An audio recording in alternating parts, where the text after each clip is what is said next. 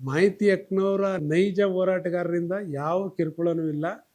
ಸುದ್ದಿ ಆಗ್ತಾ ಇದೆ, ಭ್ರಷ್ಟರು ಎದುರ್ತಾ ಇದ್ದಾರೆ, ವ್ಯವಸ್ಥೆ ಸುದ್ದಿ ಆಗ್ತಾ ಇದೆ. ಆ ಸುದ್ದಿ ಅವ್ರಿಗೆ ಬೇಕಿಲ್ಲ. ಅವ್ರಿಗೆ ಭ್ರಷ್ಟತೆ ಮೂಲಕನೇ ಹಣ ಗಳಿಸ್ಬೇಕು. ಒಬ್ಬ ಇಂಜಿನಿಯರ್ ಒಂದು ಕಡೆ ಬರಬೇಕು ಅಂದರೆ ಎಷ್ಟೋ ಕೋಟಿ ದುಡ್ಡು ಕೊಡಬೇಕು. ಅವ್ನು ದುಡ್ಡು ಕೊಡಬೇಕು ಅಂದರೆ ಮನೆ ಮಠ ಮಾರಿ ಕೊಡೋಕ್ಕಾಗತ್ತಾ? ಅವನೇನೋ ಅಲ್ಲಿ ಅಕ್ರಮ ಮಾಡೇ ಕೊಡಬೇಕು. ಅದು ಕೆಳಗಡೆಯಿಂದ ಮೇಲ್ಗಡೆ ತನಕ ಹೋಗುತ್ತದು. ಆ ಅಧಿಕಾರಿಯನ್ನು ನಾವು ಪ್ರಶ್ನೆ ಮಾಡಿದಾಗ ಅವನು ಎಲ್ರಿಗೂ ಫೋನ್ ಮಾಡ್ತಾನೆ. ಸರ್, ನೀವು ಯಾವುದೋ ಊರಿಗೆ ಹಾಕ್ಸಿದ್ರಿ, ಎಷ್ಟೋ ಕೋಟಿ ಕೊಟ್ಟೆ, ಇದು ಯಾವುದೋ ಮಾಹಿತಿ ಹಕ್ನವರು ನನ್ನ ಬಿಡ್ತಾ ಇಲ್ಲ ಸರ್, ಕಂಪ್ಲೇಂಟ್ ಕೊಡ, ನೀನು ಹಂಗೆ ಮಾಡ್ಯ ಅಂತ ಎಲ್ಲ ಪ್ರಚೋದನೆ ನಿಮಗೆಲ್ಲ ಅದು ಅನುಭವಕ್ಕೆ ಬಂದಿರ್ಬೋದು, ಹೊಸದೇನಲ್ಲ ಇದು. ಇವೆಲ್ಲವನ್ನು ತಾವು ಗಮನಿಸ್ಕೊಂಡು 41A 41B ಅದನ್ನು ಫಸ್ಟು ಕೇಳಿ, ಕಡ್ಡಾಯವಾಗಿ ಕೇಳಿ. ಅದನ್ನು ಕೊಡಿಸ್ಬೇಕು ಅಂತೇಳಿ ಮಾಹಿತಿ ಆಯೋಗಕ್ಕೂ ಕೂಡ ಒಂದು ಇಚ್ಛಾಶಕ್ತಿ ಇಲ್ಲ. ನಿನ್ನ ಕಚೇರಿಯಲ್ಲಿ, ನಿಮ್ಮ ಸಾರ್ವಜನಿಕ ಪ್ರಾಧಿಕಾರದಲ್ಲಿ ಹಿಂದೆ ತುಂಬ ಪ್ರಾಮಾಣಿಕರು, ಯೋಗ್ಯರು ಮಾಹಿತಿ ಆಯೋಗದ ಒಂದು ಚುಕ್ಕಾಣಿಯನ್ನು ಹಿಡಿದಿದ್ರು. ಅವರೆಲ್ಲ ತುಂಬ ಜನಪರವಾಗಿ ಕಾಯ್ದೆಯನ್ನು ಸಬಲಗೊಳಿಸ್ಬೇಕು, ನಾಡಿನ ಜನತೆಗೆ ಒಳ್ಳೇದು ಮಾಡಬೇಕು ಅಂತೇಳಿ ಒಳ್ಳೊಳ್ಳೆ ಆರ್ಡ್ರನ್ನ ಕೊಡ್ತಾಯಿದ್ರು. ನಾನು ಮತ್ತು ನಮ್ಮ ಮಿತ್ರರು ಹಿಂದೆ ಕೂತಿದ್ದಾರೆ. ನಾವು ಒಂದು ನಕ್ಷೆ ಕೇಳಿದ್ವಿ. ಒಂದು ದೊಡ್ಡ ಮಟ್ಟದ ಗಣಿಗಾರಿಕೆ ನಡೀತಾ ಇತ್ತು. ನಕ್ಷೆ ಕೇಳಿದ ಸಂದರ್ಭದಲ್ಲಿ ಅವರು ನಕ್ಷೆನೇ ಇಲ್ಲ ಅಂತ ಎಂಡಾರ್ಸ್ಮೆಂಟ್ ಕೊಟ್ಬಿಟ್ರು. ನಕ್ಷೆ ನಮ್ಮ ಕಾರ್ಯವ್ಯಾಪ್ತಿ ಏನು ಜೂರಿಡಿಕ್ಷನ್ ಅಂತ ಏನು ಇಂಗ್ಲೀಷಲ್ಲಿ ಹೇಳ್ತಾರೆ, ಅದು ಕಾರ್ಯವ್ಯಾಪ್ತಿಯ ಪ್ರದೇಶ. ಆ ನಕ್ಷೆಯೇ ಇಲ್ಲ ಅಂತ ಕೊಟ್ಬಿಟ್ರು. ಅದನ್ನು ಮೈಸೂರು ರಾಜ್ಯ, ಮಡ್ರಾಸು ರಾಜ್ಯದ ಒಂದು ವಿಭಜನೆ ಆದಾಗ ಎಲ್ಲಿತ್ತು ಗಡಿ ಅಂಥೇಳಿ ನಾವು ತಮಿಳ್ನಾಡಿಗೆ ಹೋಗಿ ಅಲ್ಲಾರೋ ಒಬ್ಬ ಮಹಾತ್ಮರು ಪಾಪ ತುಂಬ ಪ್ರಾಮಾಣಿಕ ಅಧಿಕಾರಿಯ ನೆರವಿನಿಂದ ತಂದು ಆಗ ಅವರು ಎಗೈನು ನಕ್ಷೆ ಮಾಡಿ ಇದು ಇಲ್ಲಿದೆ ಅಂಥೇಳಿ ಕೊಟ್ಟು ಅವ್ರಿಗೆ ಚಿಮಾರಿ ಹಾಕಿದ್ರು. ಇನ್ನೊಂದು ತಮ್ಮ ಗಮನಕ್ಕೆ ನಾನು ಇನ್ನೊಂದು ಎರಡೇ ಹೇಳ್ತೀನಿ ಕೇಳಿ. RTCದು ಒಂದು CD ಕೊಡಿ ಅಂತ ಕೊಟ್ಬಿಟ್ಟೆ. ತಹಸೀಲ್ದಾರ್ CD ಮಾಡೋಕ್ಕಾಗಲ್ಲ. ಆಯಿತು ಸ್ವಾಮಿ. AC ಅಪೀಲ್ ಮಾಡಿದೆ. AC ಇಲ್ಲ, CD ಮಾಡೋಕ್ಕಾಗಲ್ಲ, ಇದು ಭೂಮಿ. ಸೆಕೆಂಡ್ ಅಪೀಲ್ ಆಗ್ತೆ, ಭೂಮಿ. ದೊಡ್ಡ AS ಅಧಿಕಾರಿಗಳು ಬಂದರು, ಅವರ ತಾಂತ್ರಿಕ ವಿವರಣೆಗಳನ್ನು ನೀಡಿದ್ರು. ಸ್ವಾಮಿ, ಇದು ಪ್ರಿಂಟ್ ಹಾಕಿ ಸ್ಕ್ಯಾನ್ ಮಾಡಬೇಕು, 36 ಲಕ್ಷ ರೂಪಾಯಿಗಳನ್ನು ಇವರು ಸಂದಾಯ ಮಾಡಿದ್ರೆ ಕೊಡ್ತೀವಿ ಅಂತ ಕೊನೆಗೆ ಇಟ್ಕೊಂಡ್ರು ತೀರ್ಮಾನ. ಆಯಿತು ಸ್ವಾಮಿ. ಫಸ್ಟ್ ಹೇಳಿದ್ದು ನನಗೆ ಇವರು ಕೊಡೋಕ್ಕೆ ಆಗಲ್ಲ ಅಂತ ಹೇಳಿದರು. 36 ಲಕ್ಷ ಕೇಳ್ತಿರೋದು ಯಾವಾಗ? 1 ವರ್ಷದ ಮೇಲೆ ಕೇಳ್ತಾ ಇದ್ದಾರೆ. ನಿಮ್ಮ ಕಾಯ್ದೆಯಡಿ 30 ದಿನಗಳ ನಂತರ ನಾನು ಯಾವುದೇ ಶುಲ್ಕವನ್ನು ಪಾವತಿಸುವ ಅಗತ್ಯವಿಲ್ಲ. ನಾನು DC ಹತ್ರ, ADC ಹತ್ರ ಸುತ್ತಿ ನಾನು ನೋಡಿದ ತಕ್ಷಣ ಕರೆಯೋದು, ಬನ್ನಿರಿ. 36 ಲಕ್ಷ ಸ್ವಾಮಿ, ನಮಗೆ ಸಂಬಂಧ ಇಲ್ಲ, ಅದು ನನಗೆ CD ಕೊಡಬೇಕು. ಒಂದು ನಾಳಿದ್ದು ಒಂದು ತಾಲೂಕಲ್ಲಿ ಒಂದು ವಿಲೇಜ್ ಇದೆ, ಆಗ್ಬೋದು ಸ್ವಾಮಿ. ಕೊನೆಗೂ ಸುತ್ತಿ ಅವರು ಯಾಕ್ರಿ ಹಿಂಗೆ ಸುತ್ತೀರಿ, ಏನು ಮಾಡ್ತೀರಿ CD ತಗೊಂಡು? ಸ್ವಾಮಿ, ರೇಷನ್ ಕಾರ್ಡಲ್ಲಿ ಎಲ್ಲ ಶ್ರೀಮಂತರು ಸೇರಿಬಿಟ್ಟಿದ್ದಾರೆ, ಅವ್ರನ್ನೆಲ್ಲ ಹುಡಿ ಕೊಡ್ತೀನಿ, 300 ರೂಪಾಯಿ ದುಡ್ಡು ಕೊಡಿ. ಹಂಗೆ ಹುಡಿ ಕೊಡಿ, ಹಂಗಾಗಲ್ಲ, ಅದನ್ನು ತಗೊಂಡು ನಾನು ಸಂಪಾದನೆ ಮಾಡ್ತೀನಿ, ನಿಮ್ಗೆ ಯಾಕೆ ಸ್ವಾಮಿ ಕೊಡೋಕ್ಕಾಗಲ್ವಲ್ಲ? ಮತ್ತು 36 ಲಕ್ಷ ಯಾಕೆ ಕಟ್ಟಿ ಅಂದ್ರಿ, ನನ್ನನ್ನು ಹಿಂದಕ್ಕೆ ಕಳ್ಸಕ್ಕ? ನಾವೆಲ್ಲ ಹೇಳಿರೋದು, ಗೌರ್ಮೆಂಟ್ ಹೇಳಿರೋದು, ಬರೀರಿ 36 ಲಕ್ಷ ಗ್ರ್ಯಾಂಟ್ ಮಾಡ್ಕೊಳ್ಳಿ, ಸರ್ಕಾರದಿಂದ ಅನುದಾನ ತರಿಸ್ಕೊಳ್ಳಿ, ನೀವು ನನಗೆ CD ಕೊಡಿ. ಇಲ್ಲ, ಹಂಗೆ ಹಿಂಗೆ. ಕೊನೆಗೆ ಅವರು ಇನ್ನೇನೋ ಒಂದು ಹೇಳಿ, ಇವ್ರು ಯಾವಾಗ ಬರ್ತಾರೆ, ಯಾವ್ದು ಕೇಳ್ತಾರೆ ಅದೆಲ್ಲ ಫ್ರೀಯಾಗಿ ಕೊಟ್ಬಿಡಿ. ಹಂಗಾಗಲ್ಲ. ಇಲ್ಲ, ನಮ್ಮ ಕೈಲಿ ಆಗೋದೇ ಅಷ್ಟು, ದಯವಿಟ್ಟು ಸಹಕರಿಸ್ಬೇಕು. ಫಸ್ಟು 36 ಲಕ್ಷ ಕೇಳಿದ್ರಲ್ಲ, 36 ಲಕ್ಷಕ್ಕೆ ಎದುರಿ ನಾನು ಅಯ್ಯಯ್ಯೋ ಸ್ವಾಮಿ ನಮ್ಮ ಕೈಲಿ ಕಟ್ಟೋಕ್ಕಾಗಲ್ಲ ಅಂದರೆ ಅವ್ರದ್ದು ಗೆದ್ದು ಬಿಡೋದು. ಆಯಿತು ಸ್ವಾಮಿ, ಕಟ್ಟೋಣ, 30 ಡೇಸ್ ಮೇಲೆ ಅವಕಾಶವಿಲ್ಲ ನೋಡಿ. ಎಸ್, ಆಯಿತು ಅವ್ರು ಹೇಳೋದು ಸರಿ, ಫ್ರೀ ಆಫ್ ಕಾಸ್ಟಲ್ಲಿ ಕೊಡಿ, ಮುಗಿದೋಯ್ತು. ಹಂಗೆ ನಾವು ತಾಳ್ಮೆಯಿಂದ ಕಾದಿದ್ದು, ಜಾಣ್ಮೆಯಿಂದ ಆರ್ಡ್ರ್ಗಳನ್ನ ತಂದು ನಾವು ಹೋರಾಟ ಮಾಡಬೇಕಾಗತ್ತೆ. ನಾವು ಹಂಗೆ ಮಾಡಿಲ್ಲ ಅಂದರೆ ಸದಾಕಾಲ ಅವರು ನಮ್ಮ ಮೇಲೆ ದ್ವೇಷಿಗಳಂಗೆ ನೋಡ್ತಾರೆ. ಅವರು ಪ್ರೀತಿಯಿಂದ ನೋಡಲ್ಲ. ಯಾರು ಮಾಹಿತಿ ಹಕ್ಕು ಹೋರಾಟಗಾರರು ಅಂದರೆ ಅವ್ರಿಗೆ ಅಧಿಕಾರಿಗಳಿಗೆ ನಾವು ಅವ್ರಿಗೆ ದ್ವೇಷಿಗಳು. ಪ್ರೀತಿ ಪ್ರೇಮದಿಂದ ಒಬ್ಬ ನಾಗರಿಕರು ಒಳ್ಳೇದಕ್ಕೆ ಕೇಳ್ತಾರೆ ಅಂತಿಲ್ಲ. ಕೆಲವು ಅಧಿಕಾರಿಗಳಿದ್ದಾರೆ, ಅಲ್ಲಿ ಪ್ರಾಮಾಣಿಕರಿದ್ದಾರೆ, ಅವರು ಕೂರಿಸಿ ನಿಮ್ಗೇನು ಮಾಹಿತಿ ಬೇಕು ತಗೊಳ್ಳಿ ಅಂತ ಕೊಡೋರು ಇದ್ದಾರೆ. ಎಲ್ಲರೂ ಕೂಡ ಭ್ರಷ್ಟರಿಲ್ಲ. ನನ್ನ ಅನುಭವದಲ್ಲಿ ಭ್ರಷ್ಟರು ಇದ್ದಾರೆ, ಪ್ರಾಮಾಣಿಕರು ಇದ್ದಾರೆ. ಪ್ರಾಮಾಣಿಕರು ನಮಗೆ ಸಿಗೋ ಅಂಥದ್ದು ಕಡಿಮೆ ಆಗ್ತಾಯಿದೆ.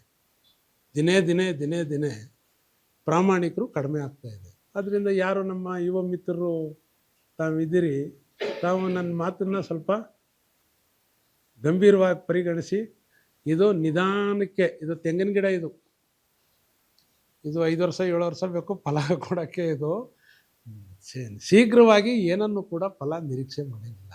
ಅಷ್ಟು ಭ್ರಷ್ಟತೆಗೆ ವ್ಯವಸ್ಥೆ ಒಟಗಿದೆ. ಆ ಭ್ರಷ್ಟತೆ ನಿವಾರಣೆ ಮಾಡಬೇಕು ಅಂದರೆ ನಮ್ಮಂಥವರು, ಈಗ ಇದು ನಮ್ಮ ರಾಘವೇಂದ್ರ ಸರ್ ಏನು ಒಂದು ವೇದಿಕೆ ಮಾಡಿದ್ದಾರೆ, ನಾನು ತುಂಬ ಅವ್ರಿಗೆ ಅಭಿನಂದನೆಗಳನ್ನು ಸಲ್ಲಿಸ್ತೀನಿ. ಯಾಕೆಂದರೆ ಇಂಥ ಭ್ರಷ್ಟ ವ್ಯವಸ್ಥೆಯ ವಿರುದ್ಧ ಹೋರಾಟ ಮಾಡೋದು ಒಂದು ಸಣ್ಣ ಕೆಲಸ ಅಲ್ಲ, ದೊಡ್ಡ ಮಟ್ಟದ ಹೋರಾಟ ಆಗುತ್ತೆ. ಈಗ ಅವರು ವೇದಿಕೆ ಮಾಡಿ ನಮ್ಮನ್ನೆಲ್ಲ ಕರೆಸಿ ಸಂಪರ್ಕ ಮಾಡಿ ಗೊತ್ತಿರೋ ವಿಚಾರನ ಒಬ್ಬರಿಂದ ಒಬ್ಬರಿಗೆ ವಿನಿಮಯ ಮಾಡಿ ಅವರೊಂದು ಈ ವ್ಯವಸ್ಥೆನ ಶುದ್ಧಿ ಮಾಡೋದಕ್ಕೆ ಒಂದು ಪ್ರಾರಂಭಿಕ ಹಂತದಲ್ಲಿ ಪ್ರಾಮಾಣಿಕವಾಗಿ ಪ್ರಯತ್ನ ಮಾಡ್ತಾಯಿದ್ದಾರೆ. ಇಂಥವ್ರಿಗೆ ನಾವು ಸದಾಕಾಲ ಬೆಂಬಲವನ್ನು ಕೊಡಬೇಕಾಗತ್ತೆ. ಅವ್ರ ಜೊತೆ ಕೈ ಜೋಡಿಸಿ ಸಮಾಜಕ್ಕೆ ನಾವು ನಮ್ಮ ಋಣ ತೀರಿಸ್ಬೇಕಾಗತ್ತೆ. ಇಂದಿನ ದಿನಗಳಲ್ಲೂ ಈಗಿನ 30 ವರ್ಷದ ಹಿಂದಿನ ಅವಧಿಗೂ ಈಗಿನ ಅವಧಿಗೂ ನೋಡಿದ್ರೆ, ಯಾವುದೇ ಸರ್ಕಾರಿ ಕೆಲಸ ಬೇಕು ಅಂದರೂ ಲಂಚ ಕೊಡಬೇಕು.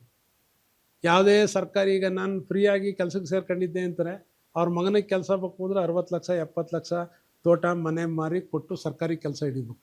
ಅದು ಕಾಯಂ ನೌಕರಿಗೆ. ಈ ಔಟ್ಸೋರ್ಸಲ್ಲಿದೆ ನೋಡಿ, ಅವ್ರಿಗೂ 5, 7, 10 ಲಕ್ಷ ಆಗೋಗಿದೆ. ಸರ್ 12,000 15,000 ಎಷ್ಟು ಸರ್ ಕೊಡೋದು? 12, 15, 20 ಅಷ್ಟೇ ಔಟ್ಸೋರ್ಸ್ದವರು ಕೊಡೋದು. ಅವ್ರಿಗೂ 10 ಲಕ್ಷ, ಅವ್ರಿಗೂ 7 ಲಕ್ಷ. ನಾನು 7 ಲಕ್ಷ ಬ್ಯಾಂಕ್ಲಿ ಇಟ್ಕೊಂಡ್ರೆ ಎಷ್ಟಪ್ಪ ದುಡ್ಡು ಬಡ್ಡಿ ಬಂದು ಅದು ತಯಾರಿಲ್ಲ. ಸರ್ಕಾರದ ಕೆಲಸ ಈಗ ಏನಾಗಿದೆ, ಸರ್ಕಾರದ್ದು ಅಂದರೆ ಏನೋ ದೊಡ್ಡ ಕೆಲಸ ಅಂತ ಹಿಂಗಾಗಿದೆ. ಮುಂದಿನ ಪೀಳಿಗೆಗೆ ನ್ಯಾಯವಾದ ದಾರಿನಲ್ಲಿ ಕರೆಕ್ಟಾಗಿ ಕಾನೂನು ಆಡಳಿತ ನಡಿಬೇಕು ಅಂದರೆ ನಮ್ಮಂಥವರು ನಿಮ್ಮಂಥವರು ಸಂಖ್ಯೆ ದ್ವಿಗುಣ ಅಲ್ಲ, ಲಕ್ಷಗಟ್ಟಲೆ ಬಂದು ಕಾಯ್ದೆ ಬಲ ಆದರೆ ಮಾತ್ರ ಸಮಾಜ ಉಳಿಯೋಕ್ಕೆ ಸಾಧ್ಯ. ವ್ಯವಸ್ಥೆಯಲ್ಲಿ ಎಲ್ಲರೂ ಬದುಕಬೇಕು ಅಂದರೆ ಕಾನೂನು ಸುವ್ಯವಸ್ಥಿತೆ ಏನಿದೆ ಅದು ಗಟ್ಟಿಯಾಗಿರ್ಬೇಕಾಗತ್ತೆ.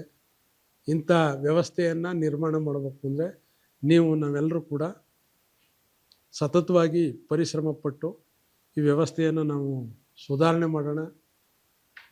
ನಾನು ನಿಮ್ಮೆಲ್ಲರಿಗೂ ನನ್ನದು ಒಂದು ವಿಶೇಷವಾದಂಥ ಧನ್ಯವಾದಗಳು. ಕಾರಣ ಹೇಳ್ತೀನಿ ಕೇಳಿ. ನೀವೇ ಹಣ ಕೊಟ್ಟು ಸ್ವಯಂ ಪ್ರೇರಿತರಾಗಿ ವೆಚ್ಚವನ್ನು ಪಾವತಿಸಿ ಈ ದಿನ ಈ ತರಬೇತಿಗೆ ಬಂದಿದ್ದೀರಿ. ನಮ್ದು ಏನೇ ಕೆಲಸ ಇದ್ದರೂ ನಮ್ಮ ಮಿತ್ರರನ್ನ ಕರ್ಕೊಂಡು ನಿಮ್ಮನ್ನು ನೋಡಬೇಕು,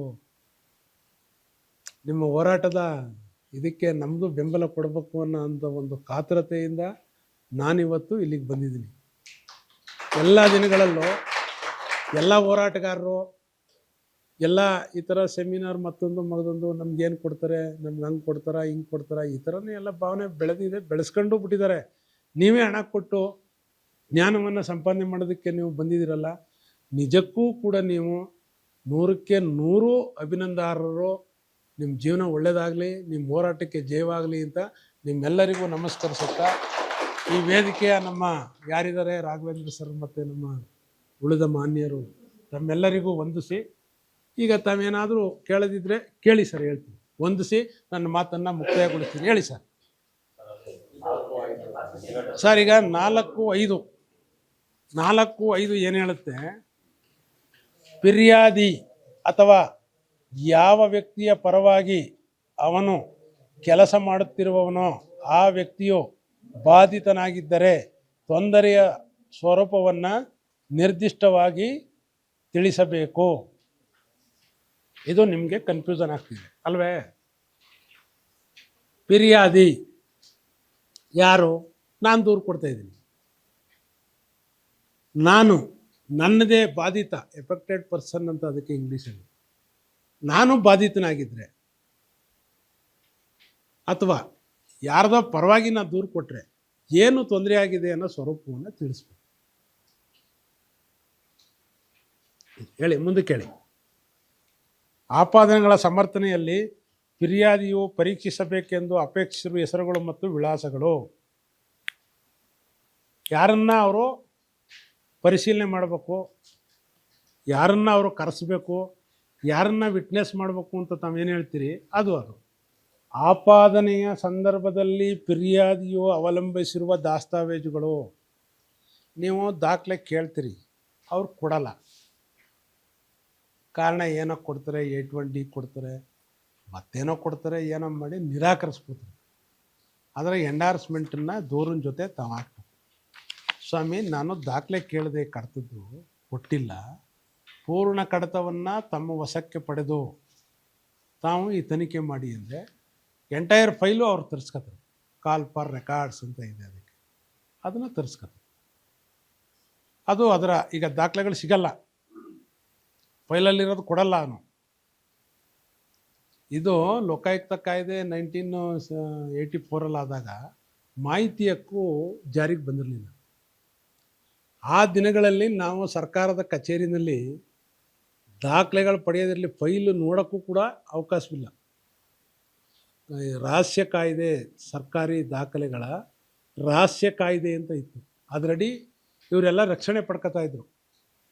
ತಹಸೀಲ್ದಾರ್ ಆಫೀಸ್ ಆಗ್ಬೋದು, DC ಆಫೀಸ್ ಆಗ್ಬೋದು, VA ಹತ್ರ ಎಕ್ಸೆಪ್ಟ್ RTC ಇನ್ಯಾವುದೇ ದಾಖಲೆಗಳನ್ನು ನೋಡೋ ಅವಕಾಶವೇ ಇಲ್ಲ.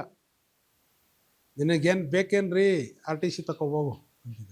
ಏನು ಆರ್ಡ್ರ್ ಮಾಡೋನೆ, ಏನಾಗದೆ, ಅವೆಲ್ಲ ಏನೂ ಸಿಗ್ತಿರಲಿಲ್ಲ. ಯಾವುದೋ ತಹಸೀಲ್ದಾರ್ ಕೋರ್ಟ್ ಆರ್ಡ್ರ್ ಇದೆಯಾ, ಅದನ್ನೊಂದು ಕಾಪಿ ಕೊಡ್ತಿದ್ರು. ಫೈಲು ಕೊಡೋ ಅಂಥ ವ್ಯವಸ್ಥೆ ಇರನೇ ಇಲ್ಲ. ಅದರ ಮೇಲೆ ಅವ್ರಿಗೆ ವಿಪರೀತವಾದಂಥ ಕಾಯ್ದೆ ಬಲವನ್ನು ಕೊಟ್ಟು ರಹಸ್ಯ ಕಾಯ್ದೆ ಅಂತ ಆ ಕಡತನ ನೋಡೋಂಗೇ ಇಲ್ಲ ನಾವು. ಮೇಲೆ ಹಿಂಗೆ ನೋಡ್ಬಿಟ್ರೆ ನಮ್ಮ ಫೈಲ್ ಯಾಕೆ ನೋಡ್ತೀವಿ ನಾವು?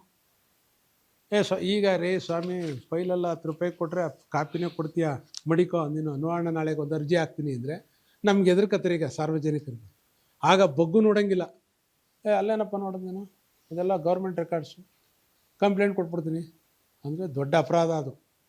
ಈ ಕಾಯ್ದೆಯನ್ನು ತಂದಂಥ ಪುಣ್ಯಾತ್ಮರು 2ನೇ ಸ್ವಾತಂತ್ರ್ಯ ಸಂಗ್ರಾಮದ ಜಯ ಅಂತ ತಿಳ್ಕೊಬೇಕು. ನಾವೇನು ನೋಡೋಕೆ ಅವಕಾಶ ಬರಲಿಲ್ಲ. ಪಂಚಾಯತಿಗೆ ಹೋದರೆ ಒಂದು ಡಿಮ್ಯಾಂಡ್ ರಿಜಿಸ್ಟ್ರು, ಒಂದು ಪಂಚಾಯಿತಿ ಸಭೆಯ ನಡವಳಿ, ಅಷ್ಟು ಬಿಟ್ಟರೆ ಇನ್ನೇನು ಸಿಗ್ತಿರಲಿಲ್ಲ. ತಾಲೂಕ್ ಪಂಚಾಯತಿನಲ್ಲಿ RTC ಕಾಪಿ, MR ನಕಲು, 5 and 6 RRT ಆದೇಶದ ನಕಲು, ಇಷ್ಟು ಬಿಟ್ಟರೆ ಇನ್ನೇನು ಸಿಗ್ತಿರಲಿಲ್ಲ. AC ಕೋರ್ಟಲ್ಲಿ AC ಆಫೀಸ್ದು ಒಂದು ಆರ್ಡ್ರು, ಅಷ್ಟು ಬಿಟ್ಟರೆ ಇನ್ನೇನೋ ಕೊಡ್ತಿಲ್ಲ. ಅಲ್ಲೇಷನ್ ಆರ್ಡ್ರು ಅಷ್ಟೊಂದು ಕೊಡ್ತೀವಿ, ಅಷ್ಟೇ ಸಿಗ್ತಿದ್ದು. ಈಗ ಕಡತವನ್ನು ನೋಡೋ ಅಧಿಕಾರ, ಪರಿಶೀಲಿಸುವ ಅಧಿಕಾರ, ದೃಢೀಕೃತ ನಕಲು ಪಡೆಯೋ ಅಧಿಕಾರ ಎಲ್ಲವನ್ನು ಕೊಟ್ಟಿದೆ. ಆ ಹಿನ್ನೆಲೆಯಲ್ಲಿ ಇದು ಅವತ್ತು ಫಾರ್ಮ್ಯಾಟ್ ಆಗಿರೋದು. ಕಡತ ನಿಮಗೆ ಸಿಕ್ಕಲಿಲ್ಲ, ನೀವು ಬರೆದುಬಿಡಿ ಫೈಲ್. ಅಪೇಕ್ಷೆ ಪಡ್ತೀರಿ ಯಾರನ್ನು? DC ಮೇಲೆ ದೂರು ಕೊಟ್ಟಾಗ ತಹಸೀಲ್ದಾರರು ಕೇಳಬೇಕು ಸ್ವಾಮಿ, AC ಕೇಳಬೇಕು ಅನ್ನೋದು ಬರೆದುಬಿಟ್ರೆ ಇಲ್ಲಿ ಅವ್ರನ್ನ ಕರೆಸಿ ಕೇಳ್ತಾರೆ, ನಿಮಗೂ ಸಾಕ್ಷಿ ಬರೆದಿದ್ದಾರೆ, ಬನ್ನಿ ನಿಮ್ಮದೇನು ವಿವರಣೆ ಹೇಳಿ ಅಂತ. ಇದೆಲ್ಲ ನಡಿಬೇಕು ಅಂದರೆ ನಾವು ಇದಕ್ಕೆ ಅನುಗುಣವಾಗಿ ಫಾಲೋ ಅಪ್ ಮಾಡಬೇಕು. ದೂರು ಕೊಡೋದು ದೊಡ್ಡ ಕೆಲಸನೇ, ದೂರು ಕೊಟ್ಟ ಮೇಲೆ ಫಾಲೋ ಅಪ್ ಮಾಡೋದು ಅದಕ್ಕಿಂತ ದೊಡ್ಡ ಕೆಲಸ. ಸುಮ್ಮನೆ ಕೂತ್ಬಿಟ್ರೆ ಅಥವಾ ಕೊಟ್ಟಿದ್ದೀವಿ ಏನೋ ಮಾಡ್ತಾರೆ ಅಂದರೆ ಯಾರೇನು ಮಾಡಲ್ಲ. ನಮ್ಮ ನಿರಂತರ ಪ್ರಯತ್ನ ಇದ್ದರೆ ನಾವು ಸಕ್ಸಸ್ ಆಗೋದು. ಸಕ್ಸಸ್ ಆಗಬೇಕು ಅಂದರೆ ಹೋರಾಟ, ಈ ಥರ ನಾವೆಲ್ಲ ಸ್ನೇಹಿತರೆಲ್ಲ ಒಟ್ಟುಗೂಡಿ ಒಬ್ಬರು ಗೊತ್ತಿದ್ದರೆ ಮತ್ತೊಬ್ಬರು ವಿನಿಮಯ ಮಾಡಿ, ಕಾನೂನು ಬಲ್ಲವರು, ಅನುಭವ ಗೊತ್ತಿರೋರ ಹತ್ರ ಚರ್ಚೆ ಮಾಡಿ ನಾವು ಎಲ್ಲ ಒಬ್ರಿಗೊಬ್ಬರು ಪೂರಕವಾಗಿ ಹೋರಾಟ ಮಾಡಬೇಕಾಯ್ತದೆ. ಗ್ರೂಪ್ ಮಾಡ್ಕೊಂಡಿದ್ದೀವಿ, ಆ ಗ್ರೂಪಲ್ಲಿ ನೀವು ಮೆಸೇಜ್ ಹಾಕ್ಬೇಕು. ತುಂಬ ಕೆಲವರು ವೈಯಕ್ತಿಕ ಮಾಹಿತಿ ಹಾಕೋದ್ರಿಂದ, ಶುಭಾಶಯ ಹೇಳೋದ್ರಿಂದ, ಊಟ ತಿಂಡಿ ಅದರಿಂದ ಎಲ್ಲ ಏನು ಗ್ರೂಪ್ನ ದುರುಪಯೋಗ ಆಗುತ್ತೆ. ದಯಮಾಡಿ ಗಮನಿಸ್ಕೊಳ್ಳಿ. ತಮಗೆ ಗೊತ್ತಿರೋ ಅಂಥದ್ದು ಯಾವುದಾದ್ರೂ ವಿಚಾರ ಇದ್ದರೆ, ಮಾಹಿತಿ ಇದ್ದರೆ ನೀವು ಹಾಕಿ. ನಿಮಗೆ ಗೊತ್ತಿಲ್ಲದದ್ದು ನನ್ನ ಹತ್ರ ಅದಕ್ಕೆ ವಿವರಣೆ ಇದ್ದರೆ ನಾನು ಹಾಕ್ತೀನಿ. ಕೆಲವರು ತುಂಬ ಒಳ್ಳೆಯ ಮಾಹಿತಿಗಳನ್ನು ಕೂಡ ಗುಂಪಲ್ಲಿ ಹಾಕ್ತಿದ್ದೀರಿ, ಅದು ಸ್ವಾಗತ. ಅದೇ ರೀತಿ ಆ ಗುಂಪನ್ನು, ನಮ್ಮ ವಾಟ್ಸಪ್ ಗ್ರೂಪನ್ನು ಇಂಪ್ರೂವ್ ಮಾಡಿದ್ರೆ ಬಹುತೇಕ ನಮ್ಮ ಸಮಸ್ಯೆಗೆ ಆ ಗ್ರೂಪ್ನಲ್ಲೇ ಪರಿಹಾರ ಸಿಗ್ಬೋದು. ಎಲ್ಲ ಅಲ್ಲೇ ಕೂಡ ಮಾಹಿತಿ ಸಿಗ್ಬೋದು.